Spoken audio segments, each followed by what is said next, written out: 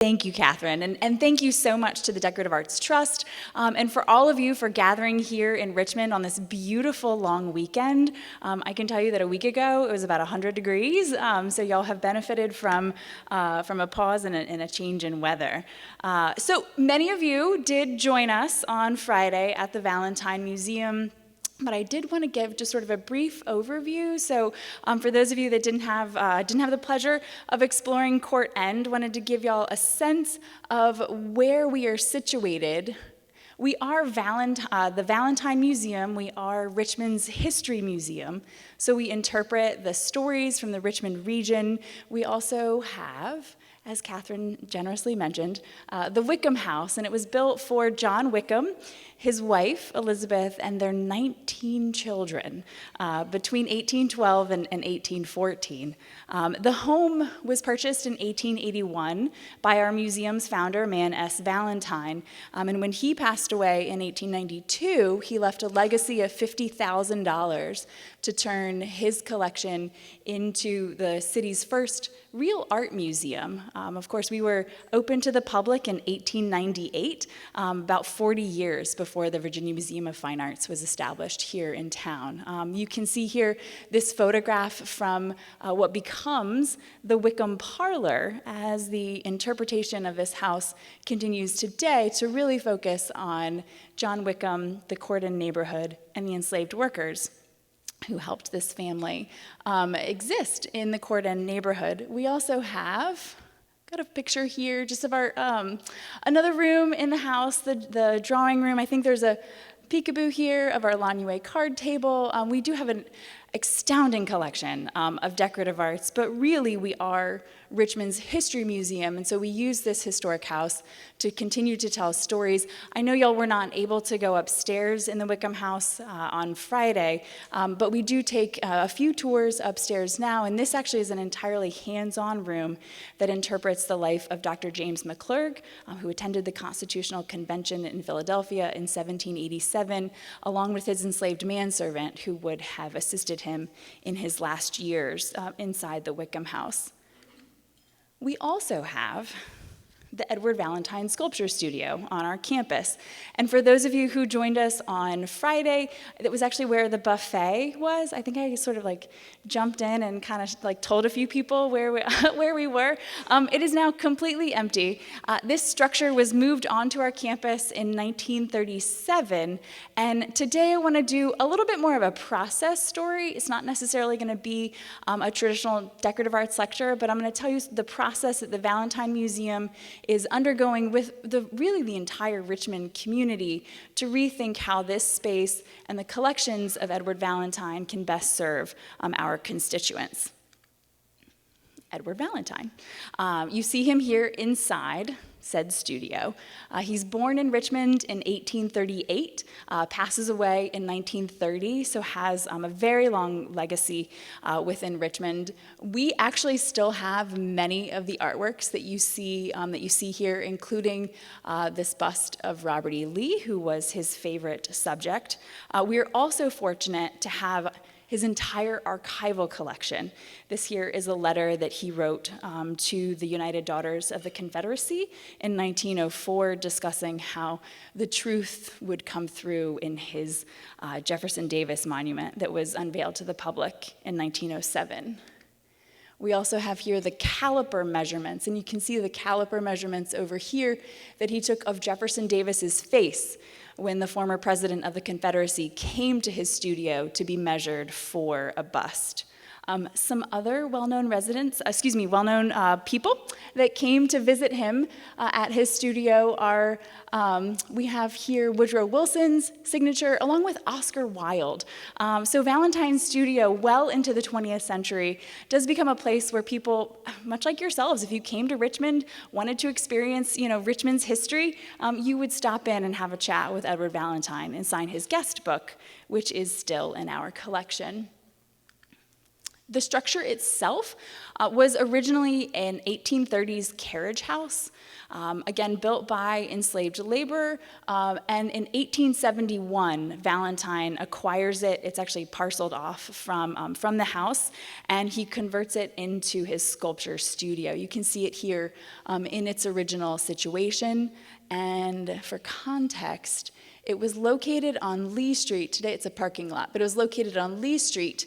And after he passes away in 1930, it falls into decline. And by 1937, the city of Richmond and the public school system wanted to demolish it to make room for the playing fields for a local high school.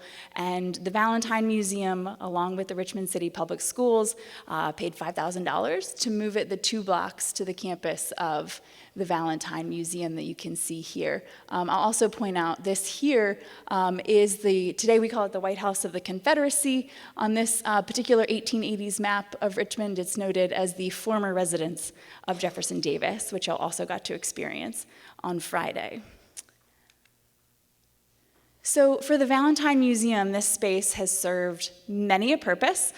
You can see it here situated sort of as just a traditional art gallery. This is one of Edward Valentine's tapestries. This here is a larger-than-life model of Thomas Jefferson. You might see the marble version on your way out today. That is an Edward Valentine piece. It's inside the lobby of the Jefferson Hotel. But this space had been a lecture hall, it's been an art studio, it's been closed storage. During the centennial of the Civil War in the 1960s, the museum decided that they would turn it into an exhibition that would glorify and uplift Edward Valentine as the sculptor of the lost cause. And you can see that installation here, so that same large picture window. And folks didn't actually come into this space. They sort of, you could look through it almost like through a store window. You'd go through the carriage doors and look through the glass windows onto again, a larger-than-life recumbent Lee statue. This is the plaster version that stayed in Edward Valentine's collection. The marble version, the final version of this, is still at Washington and Lee University in what today is known as the University Chapel, situated over Lee's remains. This installation becomes closed storage by the 1990s. The museum's fallen on some hard times. It's not necessarily open to the public by in the early 1990s. And in 2003, my former colleagues unveiled a new installation that swung the pendulum back of interpretation to look at Edward Valentine, the artist. Really focuses on his training in Europe. He spent the entirety of the Civil War in Europe. He left Richmond in 1859, spends a brief time in Italy, spends many of his years in Germany studying with Professor Kiss over there, and then it works its way around to discuss the materials. It did spend a little bit of time interpreting Edward Valentine's treatment of Confederate generals in the post-war era, but really was much more about how he functioned as an artist in the 19th and 20th centuries. By the time I was hired and brought on to the Valentine Museum in 2019, we knew that this 2003 interpretation was out of date.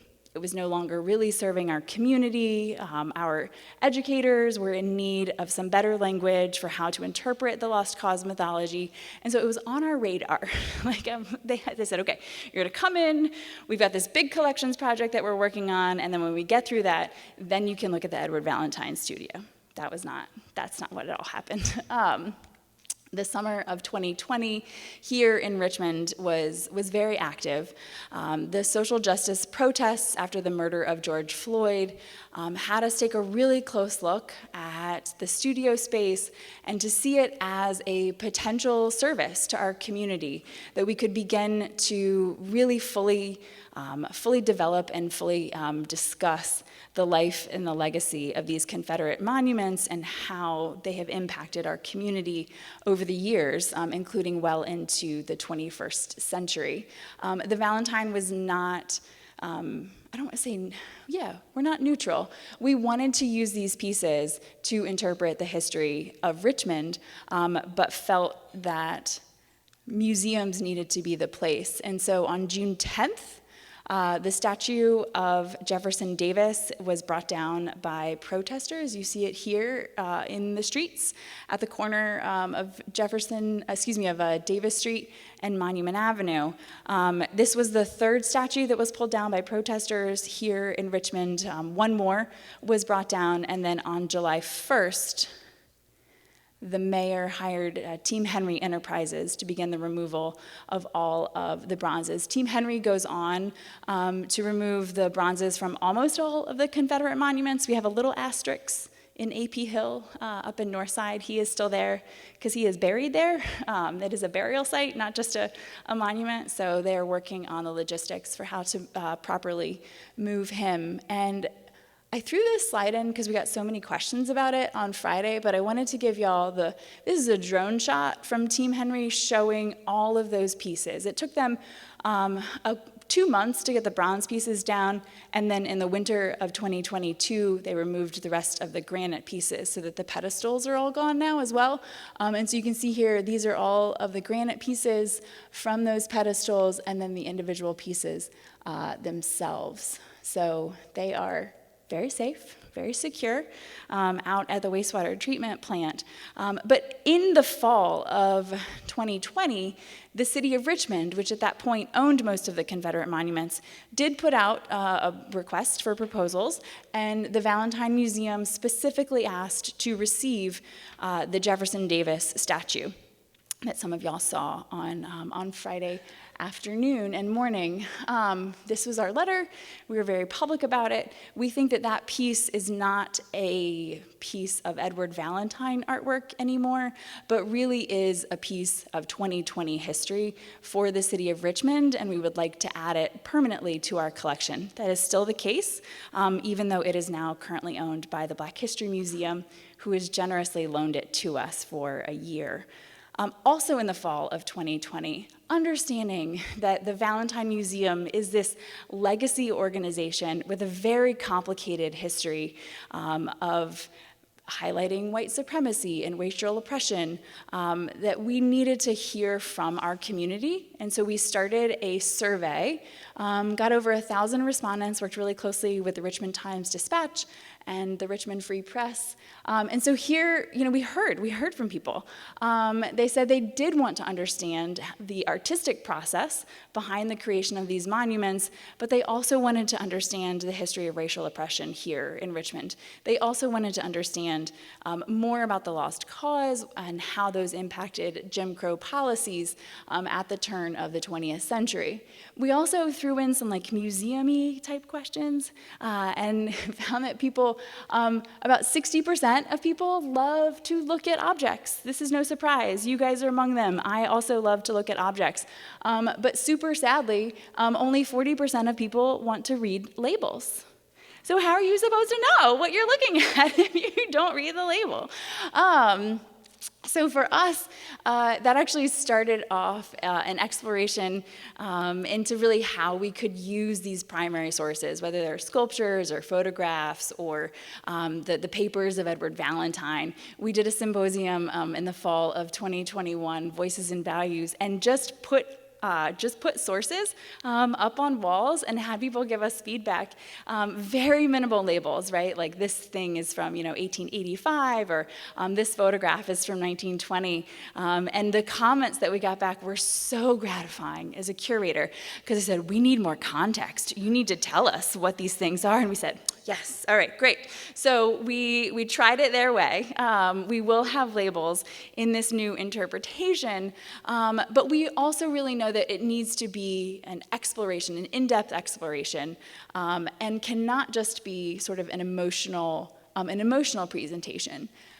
A brief aside, that I had this idea as a curator, I'm going to clutch my pearls while I say that, but that we would have the studio space just be recumbent Lee on one side, Edward Valentine's most well-known artwork, along with Jefferson Davis in his recumbent form, and that we would just have these two pieces in the studio that many of you experienced is now all cleaned out. And in our focus groups that we did in the fall of 2020, we heard directly from people that said, you're only going to get an emotional reaction. That's an art installation, and you are a history museum. We want to hear from you about the history of things, not just have, this comparison and contrast between Edward Valentine's work and what becomes a 2020 artwork. So we moved on. Many of you have seen this final installation, again, on loan generously from the Black History Museum. And this space is really important to us at the Valentine Museum. It's our long-term exhibition called This is Richmond, Virginia, and it does explore, over 5 centuries of the history of the Richmond region. And so having the Jefferson Davis statue in this location I think is really important because it contextualizes it not just within the history of the late 19th and early 20th century, but it makes it much more of a broader discussion about how these pieces of public art have functioned for our community. And yet, we have to make progress on our 600 square foot Valentine studio. So in the spring of this year, we began to dismantle that 2003 installation and use the space for public tours. We have, in working with a committee, we've hired some co-curators for this space, have some outside consultants that we are working with, and began to workshop a thematic exploration of the works of Edward Valentine and the Lost Cause. We also worked with a great 3D imaging specialist here in Richmond. So we have scanned most of the key artworks of Edward Valentine, including this statue right here called Knowledge is Power. I'll also show you that we 3D scanned the recumbent Lee statue as well. We worked with an amazing team at Bonsai Fine Arts to have all of those pieces crated. Turns out, recumbent Lee is super heavy. Also, a marble Andromache and a Stynax was 4,500 pounds. And our cafe space, which is a delight, we're so glad to have it, but it was built in 1992 and blocked off the main access through our gate in which those pieces were brought into the studio in the 1960s. So we couldn't get them out, but we brought in a crane, and we flew them out. So after Bonsai carefully created these pieces, we had a great local company help us get these out of the garden. You're seeing here, this is the crated Andromache and a Stynax. Again, 4,500 pounds of marble that Edward Valentine had finished working on in 1893.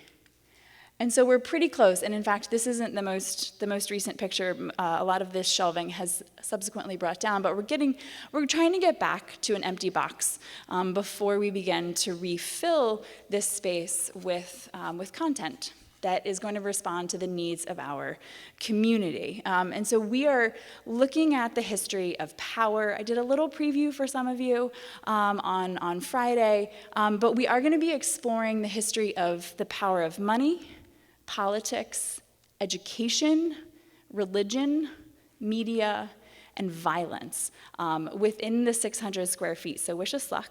But we also have a great exhibition design firm out of New York, Studio Joseph. They've done work for the Museum of the American Indian in Washington, D.C., the Museum of the City of New York. They have a really superb history of telling really impactful stories in very small spaces. And so we are blessed to be working with them. And I thought today that I would give y'all just a brief glimpse using one of these themes that I didn't talk about so much on Friday, and that's education. So Edward Valentine, as I noted, spent from 1859 until 1865 in Europe, learning how to be a sculptor. So he's definitely increasing his own education. We see here a sculpture that he created while he was in Germany of an Apollino. And when he comes back to Richmond in 1865, it's a vastly different city than the one that he left in 1859. Already freedmen schools had been established. And you're looking here at a later photograph of the Richmond Colored Normal School that becomes the preeminent Black education institution in the city well into the 20th century. And in 1868, Edward Valentine, who is an active sculptor in the city already, works on a private piece. This is not one of his public art commissions. This is not a monument that's seen, out on the public avenue or in a public square. But this particular piece, Knowledge is Power, he titles it, is of a young Black man. And we also have a clay maquette here, showing that it originally started with a young boy looking down at the newspaper and scratching his head. And the final iteration becomes the young boy sleeping while reading the newspaper. And this was supposed to be, a humorous interpretation, but when situated within the context of Reconstruction and the post-war era in Richmond, this is a piece that was meant to detract power. It was meant to take away power from newly freed African Americans and young free Black men. I'll also show you that we have in our papers, in our archival collection, this is the list of titles that Valentine considers for the piece, including, and you'll see Knowledge is King, and he scratched it out there and gone with Power. And that ends up being the final title inscribed onto the piece. Another piece that relates to education, albeit slightly more tangentially, this is the plaster model for his very large marble sculpture of Andromache and a Stynax. Not your best known Greek mythology, but Andromache is the wife of Hector. She's seen here with her only surviving son, a Stynax, whom she is protecting. A Stynax is later killed during the Trojan War, and she is sold into slavery. When Valentine debuts this sculpture in 1893 at the Chicago Columbian Exposition, by 1894, this piece is being called the model of Confederate womanhood by art historians and art professors all around the country. So even when Valentine doesn't think of something as being related to the Confederacy, Southerners are putting their own ideas onto these pieces. And so you see the importance of women and the role that they played in the 1890s in crafting that lost cause mythology that was really a misinformation campaign for the history of the Civil War and trying to shield slavery as that war's true cause. And then museums are also responsible, right? The Valentine Museum, you can see here an early photograph of the Wickham House as it was becoming the Valentine Museum in the 1890s. The White House of the Confederacy opens to the public in 1896. We were the public history institutions at the time.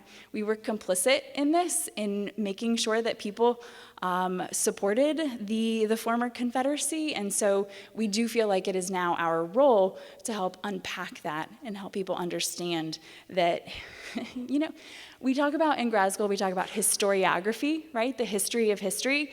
And so helping people understand that what they see in the public square has been mediated and that there is a story behind all of that. And then, of course, the Jefferson Davis Monument itself was meant as a tool by the United Daughters of the Confederacy to be an education piece. They wanted this item, this object, large as it may be, to be passed on to the generations and to help inform the children of Richmond, the children of the South, to think that the secession of 1861 was supported by the Constitution, that George Washington and Thomas Jefferson would have supported secession. And so this piece loomed over Richmond until 2020. You can see it here before the statue was brought down. But the UDC did not rely on monuments alone for this portion of their misinformation campaign. They also enacted a textbook, had a textbook committee that was operational by 1911, and were really successful at it. So much so that when this textbook is adopted by Virginia in the 1960s, there was no pushback in the discussion of happy enslaved people working in the Commonwealth. segregation in Richmond continues on, and it takes until 1969 for Richmond schools to be integrated. This also sets off an anti-busing campaign. This is a sign in our collection that relates to these protests in the 1970s. And even in Richmond today, this is a 2019 image of parents protesting for busing. They want their schools to be more integrated than they are today in the 21st century. And so I will close the picture from the 1940s of about 35 students crammed into the Edward Valentine sculpture studio. You can see that north window is just up here. And that's what we're hoping to get back to. We're hoping that we can bring many students through this studio and help them learn a little bit more about the history of the Lost Cause and how it impacts their world today. Thank you. And my email address is down here. Please don't hesitate to email me with questions, comments, concerns. We love having this conversation and look forward to continuing it in the coming years. So thank you.